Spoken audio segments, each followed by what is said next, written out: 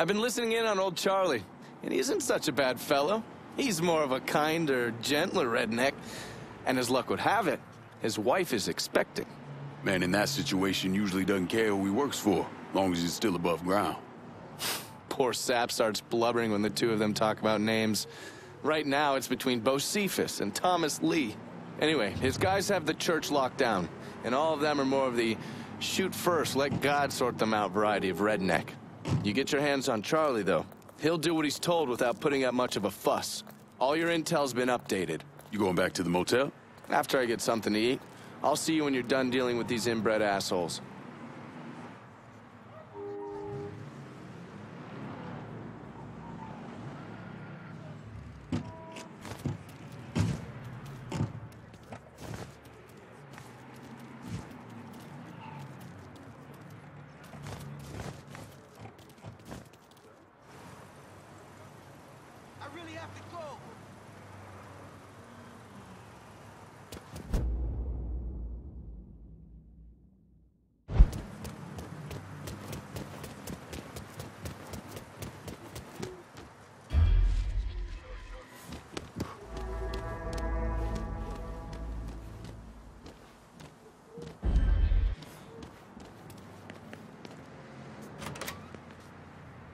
I told Richie not to put Charlie in charge of that heroin, but he insisted.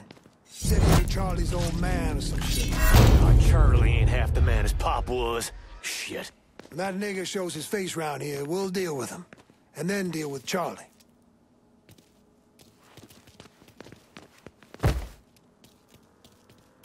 What?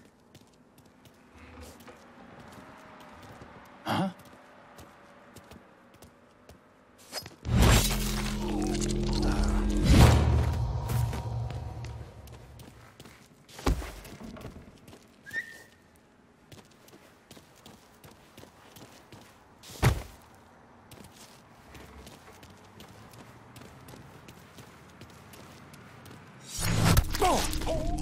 Where did he come from?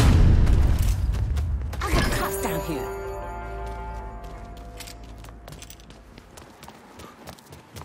Where's he taking that piece? Get away! Get away! Get away! Get away!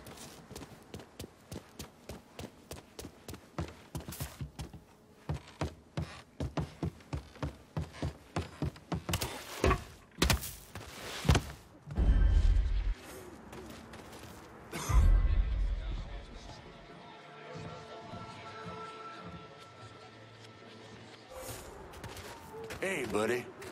Huh?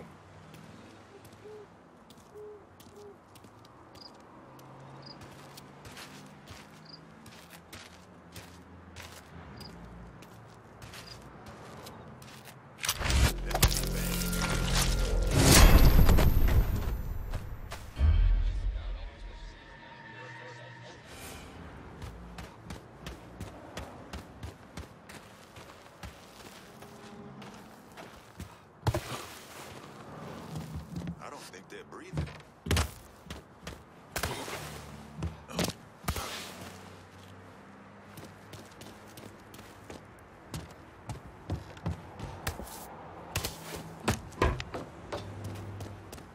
What?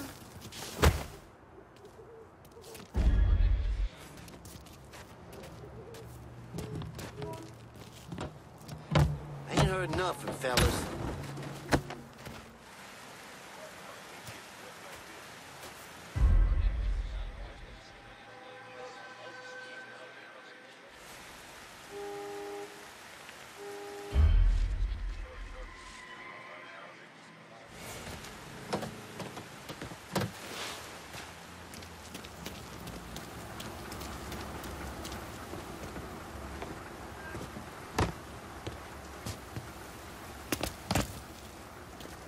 What do you think George will do if he finds out all our dealers are getting hit?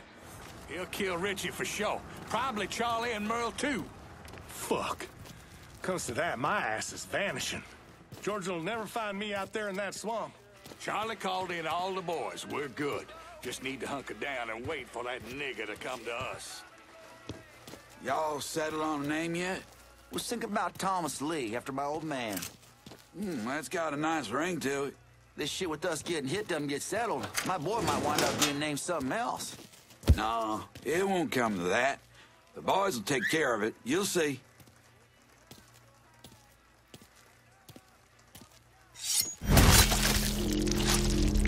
Jesus Christ!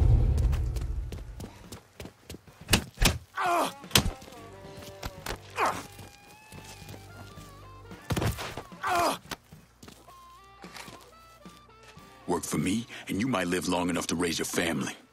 Okay, sure thing. Whatever you want. That's good, Charlie. Real good.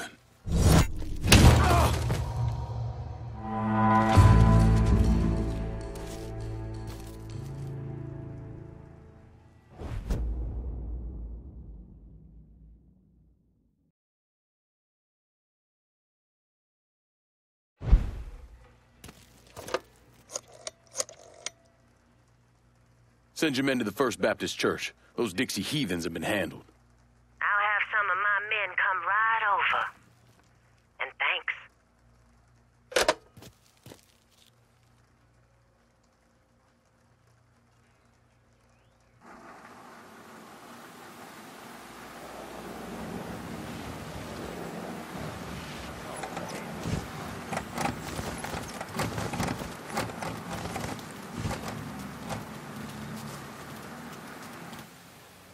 Please state your name for the record. Donovan, John. Mr. Donovan, you understand that by appearing before this committee, you have explicitly waived your constitutional rights in regards to counsel and self-incrimination. Sure. And you further acknowledge that by appearing before this committee, you agree to disclose all information pertaining to the events that occurred in New Bordeaux during the summer and fall of 1968. I wouldn't be sitting here if I didn't. You were an operative in the Central Intelligence Agency from 1953 to 1969, is that correct? That's right. When did you arrive in Vietnam? August of 1961. Please describe for this committee the actions you took during your time in Vietnam. I spent a couple months in Saigon. Then I was transferred to a base in Laos that was operated by the Special Activities Division. We trained and equipped the Hmong and then turned them loose on the NVA. We're running arms and supplies via the Ho Chi Minh Trail. And you worked with Lincoln Clay in what eventually became the Phoenix program. Within a year or so, Lincoln was heading up his own PRU. We'd cross over into Vietnam and locate enemy targets and either kill them or bring them back for interrogation. Just thinking about it? Jesus Christ. You wouldn't believe the shit we did to those cocksuckers.